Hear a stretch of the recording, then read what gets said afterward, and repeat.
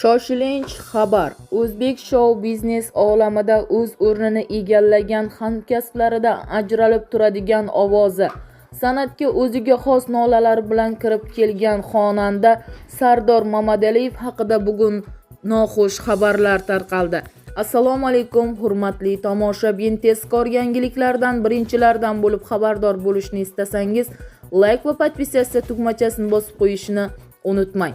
Hamkasblaridan ajralib turadigan ovozi, san'atga o'ziga xos nolalari bilan kirib kelgan xonanda Sardor Mamadaliyev 10-oktyabrda 40 yoshni qarshiladi. Oila a'zolari qo'shiqchi bo'lishiga qarshilik qilgan, kirakashlik qilib o'z muxlislarini manziliga eltib qo'ygan, birgina qo'shiq ortidan omad kulib boqqan Sardor Mamadaliyevning tug'ilgan kuni munosabati bilan uning hayoti va ijodiy faoliyatiga nazar solamiz. San'atkor bo'lishimga barcha qarshi bo'lgan. Bolalikdanoq san'atga mehrim baland bo'lgan.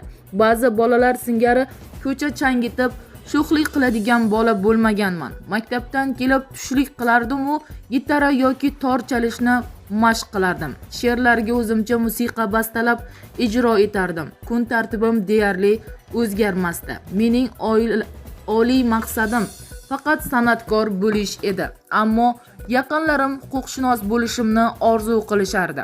2000-yilda o'rta maktabni tamomlab san'at kollejiga hujjat topshiraman deganimda, qarorimga otamdan tashqari barcha oila a'zolarim qarshi bo'lishgan. Oilamizda san'atkorlar yo'qligi bois bu soha o'z o'rnimni topishimga ishonishmagandi. Ammo men tanlagan yo'limdan qaytmadim. Avvalo san'at kollejida, undan keyin O'zbekiston davlat konservatoriyasida tahsil oldim, deydi ijodkor.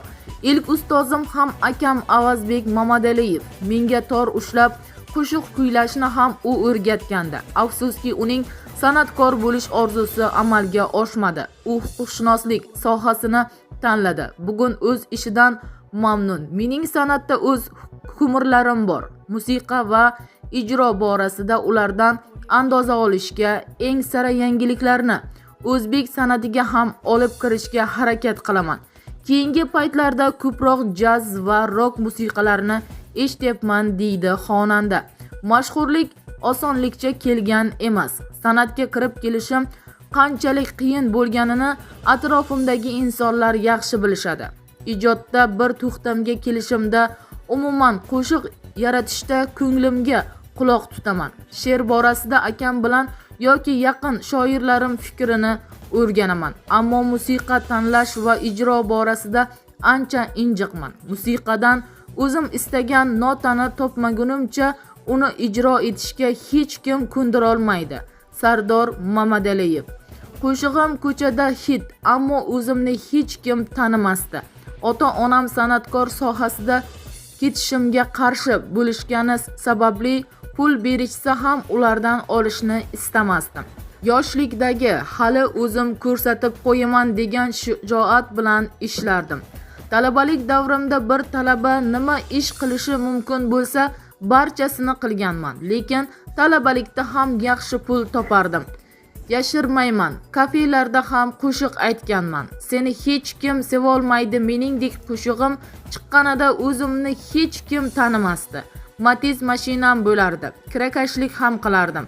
Cho'ntagimda ortiqcha bir tiyin pulim yo'q, lekin qo'shig'im ko'chada hit. O'zim Matizda yuraman. Odamlar qimmat, zo'r mashinalarda seni hech kim sevolmaydi, meningdekni baland qilib qo'yib o'tib ketishardi.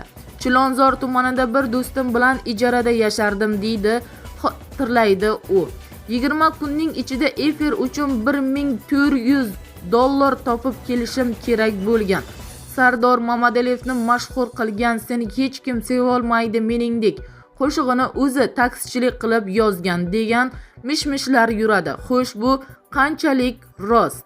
Qo'shig'im hit bo'lgach, Tarona, Pantera tashkilotlari, hatto Ravshan Komilov va yana bir nechta san'atkorlar keling birga ishlaymiz deb chaqirgan. Hammasiga rad javobini berganman. Chunki men orqali biznes qilishadi deganman-da.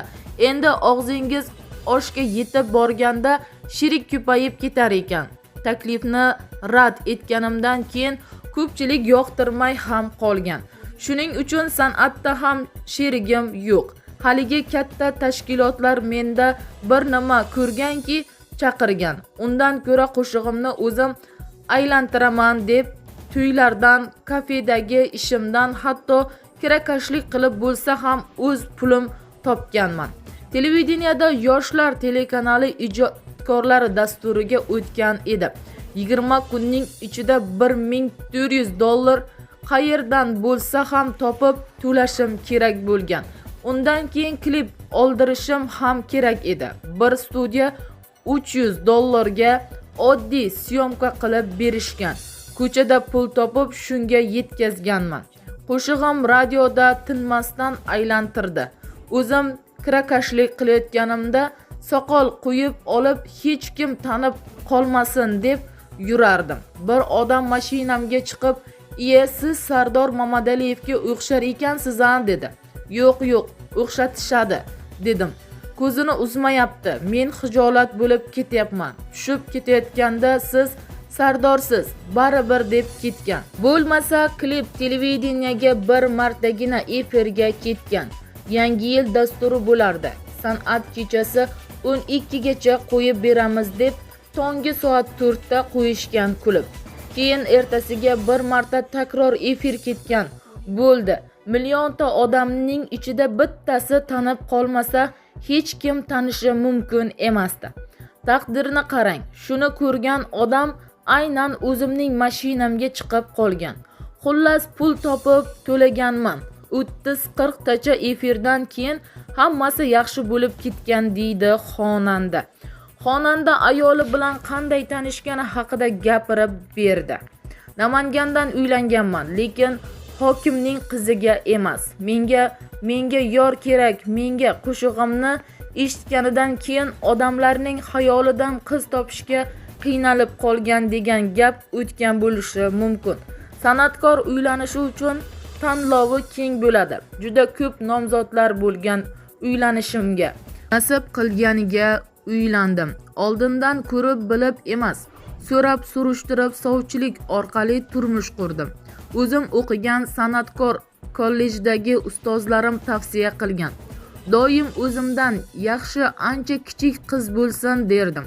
Xohlaganimdek bo'ldi ham. Shunday qilib o'qituvchilarim turmushimizga sababchi bo'lib qolishgan deydi xonanda.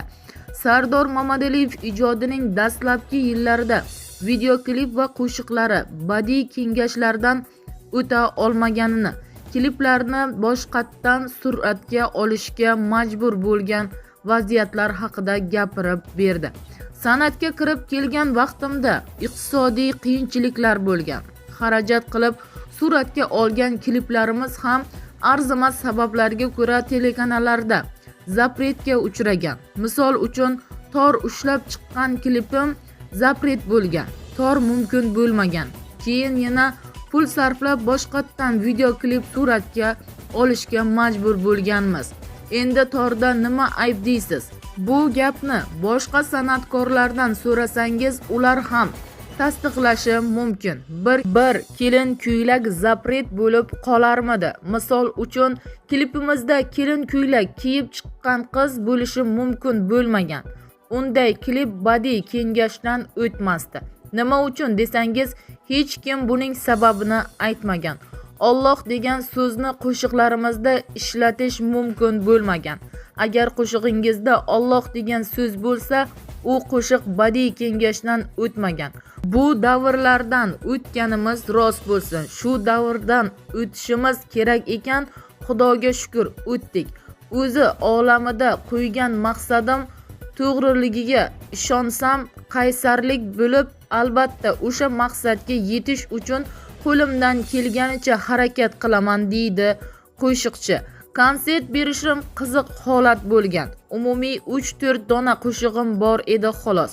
Men qanaqa konsert, o'zi 2 dona ashulam bo'lsa deb kuylaganman. Yo'q, talab bo'lmayapti deyishgan. Mayli deb 2 kun konsert qo'yganmiz. Ko'chada bitta ham chipta qolmagan. Qo'lma-qo'l bo'lib ketgan. Shundan so'ng har yil konsert qo'yish an'ana bo'lib qoldi. Sababi konsert qo'ymasa ko'p ashula yaratilmaydi deydi ijodkor. Yig'latma, ko'nglimda bir yor, seni hech kim sevolmaydi meningdek, ajrashdik, yor kerak menga qo'shiqlar kabi ko'plab taronalari hit bo'lgan Sardor Mamadaliyev qaysi qo'shig'i unga mo'may daromad keltirgani haqida so'zlab berdi. Seni hech kim sevolmaydi meningdek degan qo'shiqni aytganimdan keyin 2-3 oy ichida 3-4 ta uy va mashina olganman. Shunday darajada Xudo bergan, birdan kelib qolgan. Birovdan shu paytgacha qarz so'ray olmaganman. Qarz tushunchasidan juda ham uzoqman. Chunki niyatim shunday, ey Xudo, birovdan qarz qilmagin deyman. Prodyuserim ham, homiyim ham bo'lmagan, faqat ish boshqaruvchim bor deydi u. Ajrashdik, yig'latma, armonlarim kliplariga katta mablag' ketgan. Yig'latma klipidagi aktyorlar jamoasi Alisher Uzoqov, Shahzoda Matchonova, Sitora Farmonova, Tuti Yusupovalar uchun taxminan $2000 atrofida to'lagan. Klip uchun esa 5000 yoki undan ham ko'proq ketgan. Jamoaning rizqi hamma pulni o'zim yesam ham bo'lavermaydi. Kliplarimda asosan 5 rolni o'zim ijro etaman. Baribir ijodkorimiz bu tomonda ham ijod qilgimiz keladi. Qizil fura bilan chiqadigan Ajralishdik klipida birinchi marta o'zingiz suratga tushasiz deyishgan. Yo'q, men o'ynamayman deganimdan keyin klipni suratga olish studiyasi bo'lmasa ssenariyni yana boshqa odamga beramiz deyishgan. Chunki bu qizil furalik ssenariy Ozodbek Nazarbekovning Meni kuchliroq sev klipi uchun yaratilgan. Ular bilan hamkorlik bo'lmagandan keyin Asilbek akaga aytishgan. Aka ham men eplolmayman degach, bu ssenariy menga nasib qiladi. Ammo rol o'ynash, qo'shiq aytishdan ancha qiyinroq ekan. Shuni bildim deydi san'atkor. Sardor Mamadaliyevning Toshkent shahrida bir nechta uylari va ofisi, studiyasi bor. U yashash uchun nimaga aynan Toshkent City'ni tanlagan? Chilonzordan hovlim bor.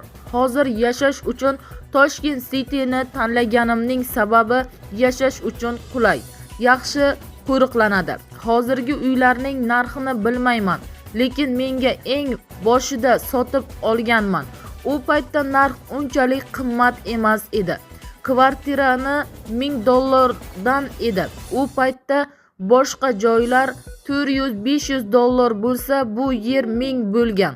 Hozir lekin narx juda ko'tarilib ketdi. 3000 atrofida bo'lsa kerak. Farzandlarim ham hovlidan ko'ra bu yerni ko'proq yaxshi ko'rishadi. Bu yerda to'g'rimda Munisa Rizayeva turadi. Yulduz Usmonova, Rashid Xoliqovning ham uyi bor deyishadi, lekin ularni ko'rmayman. Umuman bu yerda turli millat vakillarini ko'rish mumkin deydi qo'shiqchi. Xonandani mashinani ishqibozi deyish mumkin. Birinchi mashinam Jiguli bo'lgan. 2006-yildan haydardim. Keyin Matiz, undan so'ng Nexia, Captiva, Toyota, undan keyin yana Toyota mindim. Hozir Xitoyda chiqarilgan elektromobil haydayapman. Boshqa mashinalarimga qaraganda ancha qulayroq ekan. Jigulimning pulining yarmini dadam bergan. Qolgan yarmini o'zim qo'shib olganman. Undan keyingi mashinalarimning barchasini o'zim sotib olganman. Hozir Toshkent City'dagi avtoturargohlarning narxi taxminan $20,000-25,000. Bu yerda ikkita mashinam turadi deydi xonanda. Xonanda vaqtni ortga qaytarish imkoni bo'lganida ustoz ko'rib shogird tushishni istashini aytib o'tdi.